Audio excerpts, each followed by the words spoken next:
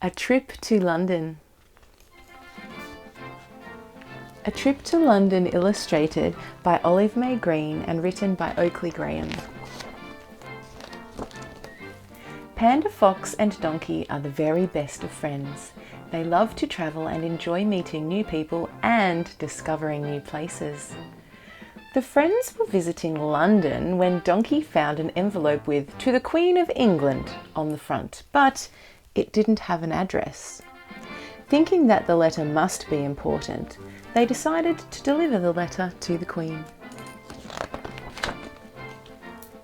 The three friends didn't know where the Queen lived, but they did know that she owned valuable treasures. So they hopped onto a red London bus and travelled to the Natural History Museum. There was an extraordinary treasures exhibition inside, but the Queen was nowhere to be seen. The next day, Panda, Fox and Donkey set off on a boat trip along the River Thames. The boat stopped at the Tower of London, and two friendly guards told them all about the Queen's jewels that were kept safely inside. "Let's go inside," said Donkey. "If we're lucky, the Queen might be polishing one of her crowns." The friends thought that the crown jewels were amazing, but the Queen was nowhere to be seen. The friends were talking about where to look next when their bus drove past a building with majestic columns and big iron gates. "That looks like the sort of place a queen might live," said Donkey hopefully. Panda, Fox and Donkey didn't find the Queen inside, but they did find mummies from ancient Egypt. They had visited the British Museum.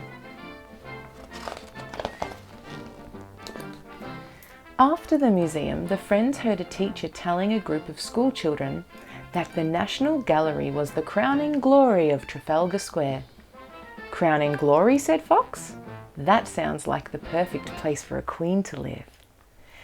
To get to Trafalgar Square, the friends took a ride on a London Underground train.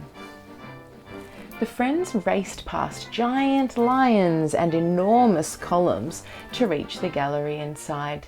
They saw some beautiful paintings, but the Queen was nowhere to be seen.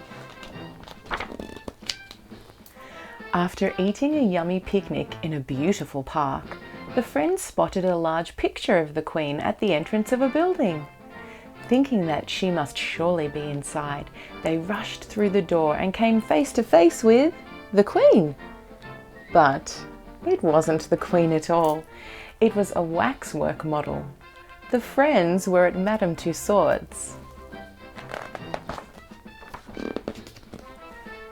The three friends were exhausted and didn't know where to look next.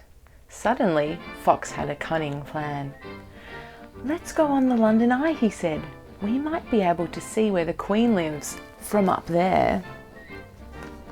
As the enormous wheel slowly turned, the friends saw some amazing sights. Then, far in the distance, Panda spotted a Union Jack flag flying above a magnificent palace. "That must be where the Queen lives," said Panda excitedly. The Queen was delighted when Panda, Fox and Donkey delivered the letter to her at Buckingham Palace. It was from her first great-grandchild, George. As a reward, she invited the friends to afternoon tea in the palace gardens. The three friends continued to travel around the world on a learning journey. During their travels, they met lots of new people, discovered new places, and learnt lots of interesting new things. The friends all agreed that visiting London had been the best adventure ever. That's the end of that story. What was your favourite part? Oh, it's hard for me to choose a favourite part because I love London. I got to live there for a few years and see all those beautiful places in the book. I think if I had to choose one favourite part, maybe it would be the London Eye. Yeah, I think going on the London Eye is a pretty beautiful way to see a very grand city.